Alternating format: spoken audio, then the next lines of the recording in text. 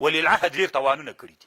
لکه دا اوس طالبانو د سعودي په الحاله اصل خو بادشاه هغه ده ملک سلیمان د طالبانو، ولی العهد محمد ابن سلیمان.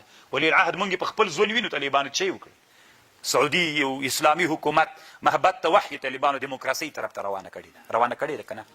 نو طالبانو د یو ښه مثال ده. صحیح ده، پلار ته ډېر احترام لرم، خو طالبانو دا ټولنه ډېر عادت لري. انسان خپل طبیعت نه لري، انسان له ټولنې نه متاثر دي. پلار خو دې په غرو کې اوسېده، په دشتو کې اوسېده، غریبو خلکو سره مجاهدینو سره رابطه وه.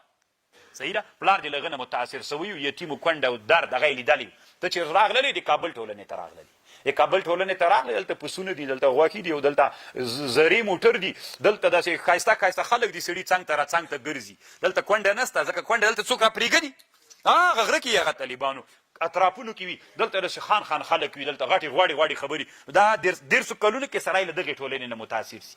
چې متاثر سي نو دی طالبانو بس غوال خوند ورکوي، خوراک خوند ورکوي، موټر خوند ورکوي، پالنګ خوند ورکوي.